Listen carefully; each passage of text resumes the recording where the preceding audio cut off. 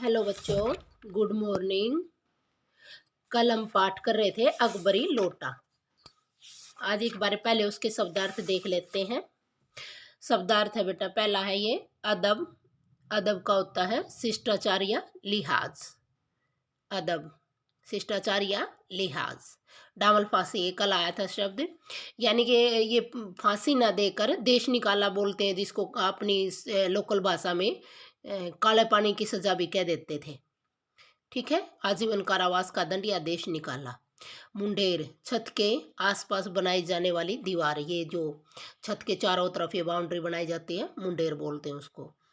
सायाबान, वह छप्पर या कपड़ा आदि का पर्दा जो धूप और वर्षा से बचाने के लिए मकान या दुकान के आगे लगाया जाता है। सायाबान, जैसे ये लगा लेते हैं आगे पर्दा, कह सकते हैं तिल्लियों वाला भी लगाते हैं ज़्यादातर तो। ठीक है, जो वो लकड़ी होती है, एक साइड कपड़ा होता है उस पर, एक साइड लकड़ी होती है।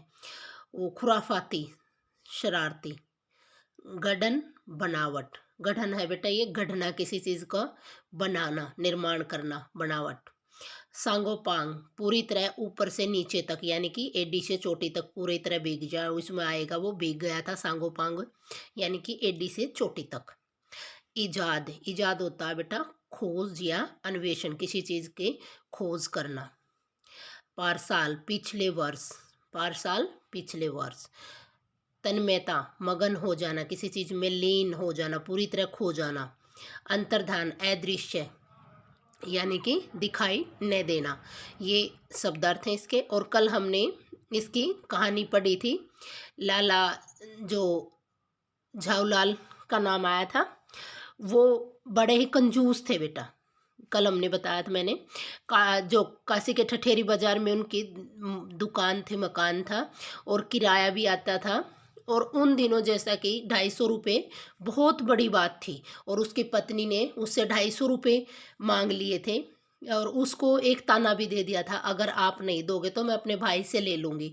तो अब उसकी ये इज्जत का, प्रतिष्ठा का सवाल था।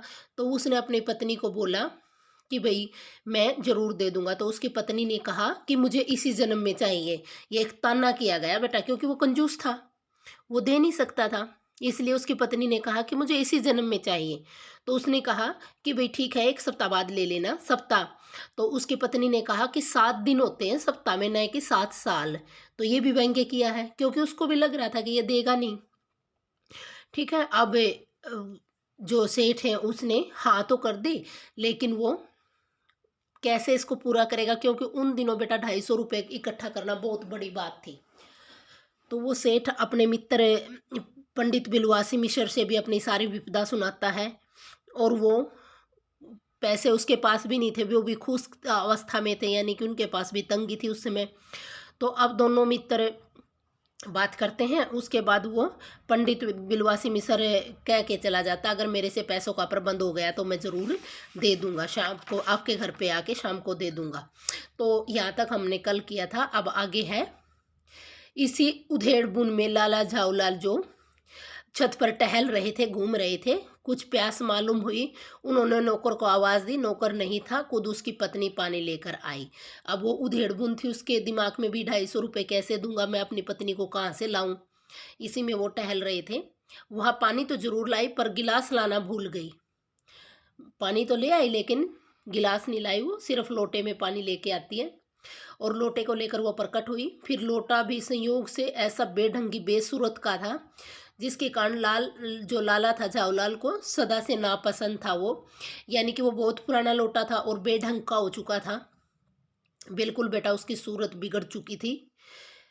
या या तो नया साल 2 साल का ही बनाओ, या कुछ ऐसी गढ़न उस लोटे की थी कि उसका बाप डमरू और माँ चिलम रही होगी। यानी कि उस जो लोटे की कैसी वो थी बेटा, बाप डमरू, यानी कि वो नीचे से जो चौड़ा था, और ऊपर से उस लोटे की बुनावट क्या थी बेटा, चिलम की तरह, यानी कि उसको वो बिल्कुल भी पसंद नहीं था जो उसकी बुनावट थी। तो ये लोटे की बुनावट को देखकर उसको और भी गुस्सा आ गया, लाला को। ठीक है, ये इस पर यह है कि भी माँ बाप डमरू, यानी कि नीचे से वो पूरा चौड़ा था और ऊपर से माँ चिलम चिलम की तरह ऊपर से था वो। तो इसलिए ये कहा गया है कि वो उसकी गठन, उसकी बनावट ऐसी थी। अब जो लाला है, लोटा तो ले लिया और बोले भी नहीं, क्योंकि एक तो ये देखो अपनी पत्नी के अदब मानते थे वो। अभी ये शब्द अर्थ में भी जैसे कि मैंने करवाया है, अदब क्या होता है, अपनी लिहाज मानना है बेटा, उसका शिष्टाचार कह लो ये तो, या उसका लिहाज मानते थे, मानना ही चाहिए। इसी को सभ्यता कहते हैं, यानी कि पत्नी का लिहाज भी रखना चाहिए, इसी को सभ्यता माना गया है। जो पति अपनी पत्नी का न हुआ वो कि वह पति कैसा, फिर उन्होंने सोचा कि लोटे में पानी दे तो दिया, ये भी गनीमत है, यानी कि ये भी इनकी महानता है। अभी अगर चूं भी कर देता तो बाल्टी में भोजन मिलेगा, तब क्या करना बाकी रह जाएगा। यानी कि लाला अपने मन को समझा लेते हैं, अभी कम से कम पानी मिला तो भले ही वो बेढंगे लोटे में मिला है। लाला अपना गुस्सा पीकर पानी पीने लगे। गुस्सा पीकर, यानी कि पहले जो उसको गुस्सा आ रहा था उसको उसने दबा लिया। उस समय वह छत के मुंडेर के पास ही खड़े थे। बुजुर्गों ने पानी पीने के संबंध में नियम बनाए कि खड़े खड़े पानी न पिए, सोते समय पानी न पिए, दौड़ने के बाद पानी न पिए। उन्होंने पता भी नहीं कि ये नियम बनाया या नहीं। छत की मुंडेर के पास खड़े होकर पानी न पियो, जान पड़ता कि महत्वपूर्ण विषय उन लोगों से कुछ नहीं कहा। तो जैसे कि ये नियम बना रखे बेटा, हमें खड़े होकर पानी नहीं पीना चाहिए, सोते समय पानी नहीं पीना चाहिए, दौड़ने के बाद आए हो तो गर्मी में एकदम पसीने में पानी नहीं पीना चाहिए, बड़ों ने ये नियम बना रखे हैं। तो वो कहता है कि शायद ये नियम नहीं बनाया उन्होंने कि छत के पास, मुंडेर के पास, बल्कि छत पर मुंडेर के पास खड़े होकर पानी नहीं पीना चाहिए। जो लाला झाऊलाल है मुश्किल से एक दो घूंट पी पाए होंगे कि जाने कैसे उनका हाथ हिल उठा और लोटा छूट गया। थोड़ा सा पानी ही पी पाए थे और वो मुंडेर पे खड़े थे। हाथ हिलने से लोटा कहाँ गया, अब सीधा छूटा, हाथ से तो नीचे आएगा वो तो, ठीक है ना।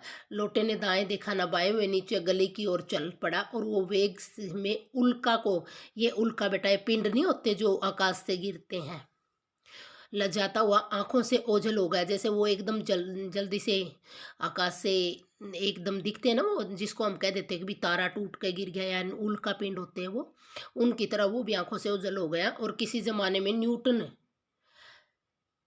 नाम के किसी खुराफाती ने पृथ्वी का आकर्षण शक्ति का नाम की एक चीज ईजाद की थी।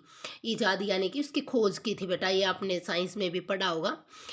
जो न्यूटन है उन्होंने गुरुत्वाकर्षण, यानी कि पृथ्वी सब कुछ चीज़ों को अपनी तरफ खींचती है, ये गुरुत्वाकर्षण बल बोलते हैं उसको। इसकी खोज किसने की थी, न्यूटन ने। तो इस लिए वो क्या कहा गया है कि जिस तरह से न्यूटन की खोज के अनुसार इजाद होता है बेटा, खोज की थी, उसके कारण वो झट से लोटा कहाँ गया, सीधा पृथ्वी की तरफ, गुरुत्वाकर्षण के कारण। कहना न होगा कि ये सारी शक्ति इस समय लोटे के पक्ष में थी, यानी कि गुरुत्वाकर्षण शक्ति लोटे के पक्ष में थी।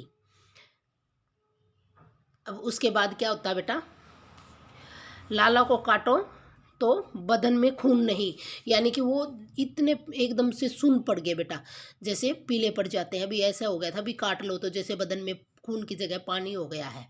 ऐसी चलती हुई गली में ऊंचे तिमंजिले से भरे लोटे का गिरना हंसी खेल नहीं है। एक तो क्योंकि वो मुंडेर पर खड़ा था और ऊपर तिमंजिली छत पर था, तो एकदम नीचे गिरेगा, किसी को लग गया तो उसको ये हो गया था भाई जरूर कुछ ना कुछ ऐसा होगा, पहले से वो बहुत डर गया था।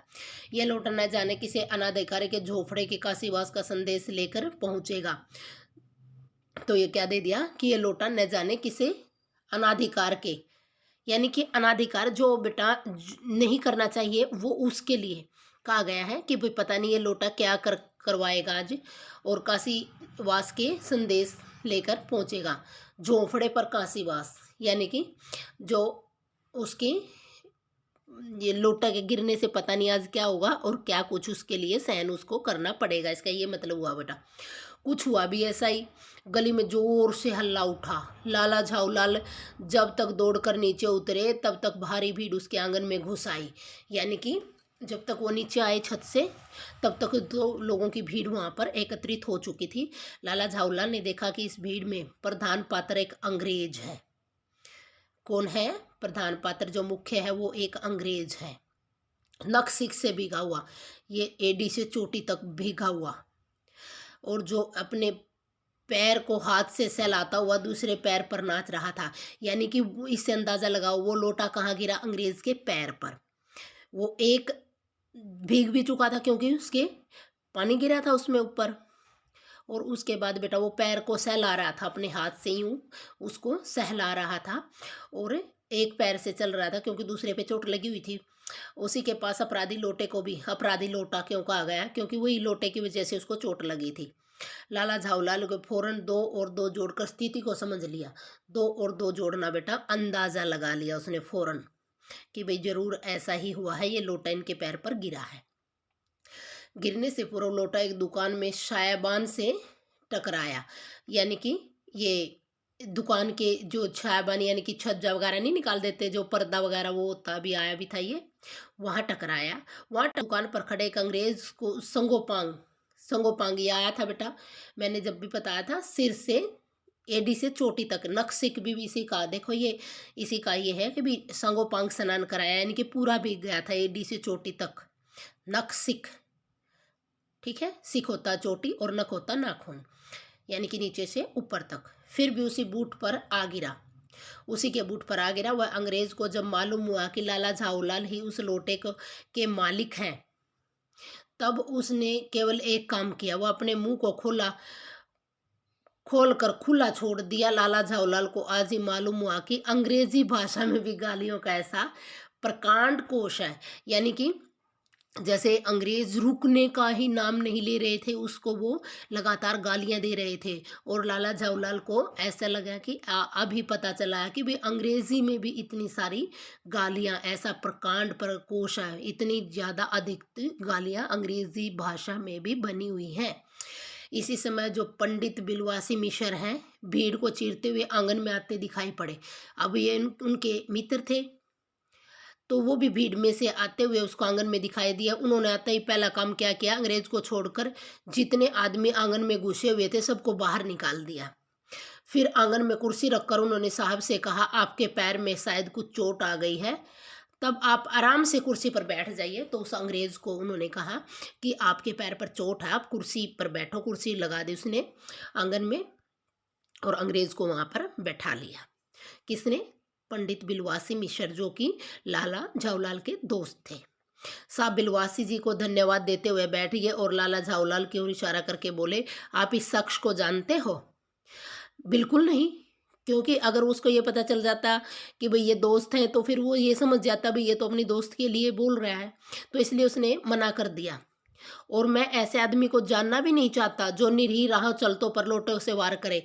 तो अब उसने भी क्या कहा, जो उसके मित्र ने, बिलवासी जी ने, कि मैं ऐसे आदमी को जानना भी नहीं चाहता जो राह चलते हुए यानी कि रास्ते में जाते हुए लोगों पर लोटे से वार करे। वार होता बेटा उस पर आक्रमण, धावा करना, तो मैं ऐसे को जानना भी नहीं चाहता।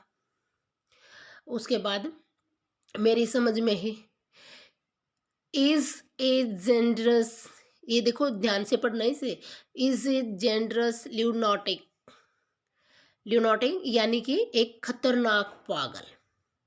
किसको दे दिया ये, किसको उपाधि दे दी गई? उसके लाला झाऊलाल को दे गई। ठीक है, किसने कहा कि ये एक खतरनाक पागल है? उसके दोस्त ने कहा कि मेरी समझ में तो ये एक खतरनाक पागल है। नहीं, मेरी समझ में ये he is a dangerous criminal, नहीं ये खतरनाक मुजरिम है। परमात्मा ने लाला झाऊलाल को आंखों के इस समय क्या, ये देखो बेटा, एक ने तो, उसके दोस्त ने तो उसको पागल बता दिया, खतरनाक, और फिर उसने कहा कि ये खतरनाक है, मुजरिम है। मुजरिम जैसे इसने अपराध कर दिया ना, तो उसने कहा कि मेरे हिसाब से तो ये खतरनाक मुजरिम है। परमात्मा ने जो लाला झाऊलाल को आंखों को इस समय कहीं देखने के साथ खाने की भी शक्ति दी होती तो निश्चय ही अब वो बिलवासी जी को अपनी आंखों से खा चुके होते। यानी कि उनको घूर रहे थे, जैसे देखने के लिए आंखें होती है, तो इस तरह से देख रहे थे जैसे वो आंखों से ही उसको खा जाएंगे। किसको?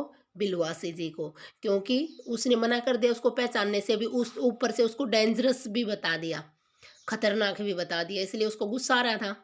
तो वो आँखों से खा चुके होते हैं, यानी कि आँखों ही आँखों में उसको ऐसे घूर रहे थे जैसे गुस्से से लाल होकर उसको यहीं पर वो चबा जाएँगे, खा जाएँगे। वो कुछ समझ नहीं पा रहे थे कि बिलवासी जी ने इस समय क्या हो गया है? साहब ने बिलवासी से पूछा, "तो क्या करना चाहिए?" तो साहब यानी कि अंग्रेज़ ने फिर बिलवासी जी से पूछा, "तो अब क्या करना चाहिए?" तो पुलिस से में इस मामले की रिपोर्ट कर दीजिए, जिससे वह आदमी फ़ौरन हिरासत में ले लिया जाएगा। तो उसने कहा, "भई, आप पुलिस में इन्फ़ॉर्म कर दो।" तो फिर पुलिस स्टेशन कहाँ है? पास ही है, चलिए मैं बताऊँगा, चलिए। तो उसने कहा अंग्रेज़ को कि भई चलिए मैं बता दूँगा, अभी चला। आपकी इजाज़त हो तो पहले मैं इस लोटे। तो वो कहने लगा भी कौन? बिलुआ से ही कहने लगा कि आपकी इजाज़त हो तो पहले मैं इस लोटे को इस आदमी से खरीद लूँ? क्यों जी बेचोगे? मैं 50 रुपए तक इसे दाम दे सकता हूँ। तो किसने कहा? उसके खुद दोस्त ने कहा बिलवासी जी को कि भई क्या आप इस लोटे को बेचोगे? मैं इसके 50 रुपए दे सकता हूँ। आप इस लोटे को रद्दी बताते हैं, आश्चर्य! मैं तो आपको इस विग और सुशिक्षित आदमी समझता था। तो वो क्या कहने लगा अंग्रेज़ कि भई आप इस लोटे को रद्दी बताएँ, भई क्या है ये लोटा? तो एक रद्दी सा है। और मुझे इस बात की हैरानी भी हो रही है कि मैं तो आपको विग होता है बेटा, पंडित यानी कि जानने वाला है, बहुत भी समझदार है और सुशिक्षित और पढ़ा लिखा आदमी समझता था। विज्ञ विज्ञ क्या होता है बेटा?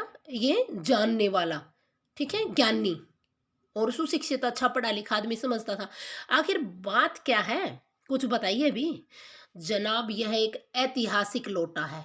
अब क्योंकि बिलवासी जी को ये पता था कि ये पुरानी चीज़ खरीदने का शौकीन है ये अंग्रेज़, तो उसने उस लोटे को ही क्या बता दिया? ऐतिहासिक। कि ये तो बहुत पुराना इतिहास से जुड़ा हुआ लोटा है, ऐतिहासिक लोटा जान पड़ता है। जान क्या पड़ता है, मुझे पूरा विश्वास है कि ये प्रसिद्ध अकबरी लोटा है, जैसा कि नाम भी इसका अकबरी लोटा ही है। तो उसने उसको क्या कह दिया, उस लोटे को साधारण सा जो बेढंगी लोटा था उसको अकबरी, अकबर के समय का लोटा बता दिया, जिसकी संसार में जिसकी तलाश में संसार भर में म्यूजियम परेशान है। बेटा जहाँ पर पुरानी चीज़ों का संग्रह किया जाता है, इकट्ठी की जाती है, उनको म्यूजियम बोलते हैं, आपको पता ही होगा, संग्रहालय हिंदी में। तो यह बात है? जी जनाब, 16वीं शताब्दी की बात है। बादशाह हुमायूँ शेरशाह से हार कर भागा था। यानी कि ये आपको पता ही है, आपने हिस्ट्री में पढ़ा भी होगा, जो बादशाह हुमायूँ बाबर के बेटे हुए हैं बेटा, और अकबर के पिता कह सकते हो आप, वो शेरशाह सूरी से, जिसने ये जीटी रोड बनवा रखा है बेटा, तो शेरशाह सूरी से हार कर भाग गया था, यानी कि अपना राज्य छोड़कर भाग गया था और सिंध के रेगिस्तान में मारा मारा फिर रहा था। ये रेगिस्तान में वो छुप कर रहा था बेटा कुछ दिन तक। एक अवसर पर प्यास से उसकी जान निकल रही थी कि वो बहुत प्यासा था। उस समय एक ब्राह्मण ने इसी लोटे से पानी पिलाकर उसकी जान बचाई थी। तो उसका संबंध कहाँ से जोड़ दिया? अब बिलवासी जी ने उसका संबंध उस लोटे से जोड़ दिया कि भाई जब वो प्यासा था ना, तब इसी लोटे में एक ब्राह्मण ने पानी पिलाकर हुमायूं जी की जान बचाई थी। हुमायूं के बाद अकबर ने उस ब्राह्मण का पता लगाकर इस लोटे को ले लिया और इसके बदले में उसी प्रकार 10 सोने के लोटे प्रदान किए थे।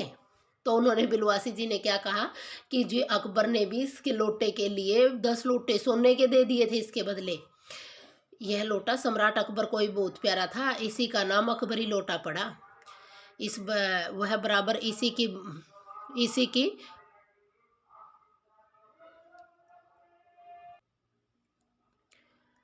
वह बराबर क्या बेटा, इसी की बात कर रहा था इस लोटे की, और क्या कहने लगा कि यह लोटा सम्राट अकबर को भी बहुत प्यारा था, इसी का नाम अकबरी लोटा पड़ा और वह बराबर इसी की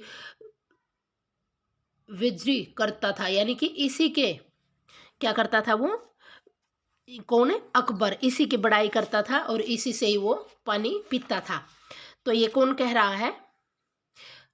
जो लाला झाऊलाल का दोस्त है, वो अंग्रेज को ये सब बातें कह रहा है, ठीक है। अब क्यों कह रहा है ये आगे पढ़ोगे आप, क्योंकि उसको पता था वे उसे पैसे चाहिए थे और अंग्रेज पुरानी चीजें खरीदने का शौकीन था। ये बेटा यहाँ पर ना वजू है। क्या शब्द है ये? वजू। तो वह उसी की मतलब बड़ाई करता था। सन 57 तक इसके शाही घराने में रहने का पता है। इसके बाद वह लापता हो गया, यानी कि वो लोटा सन 57 तक शाही घराने में रहा और पता नहीं फिर कैसे लापता, यानी कि वहाँ से गायब हो गया।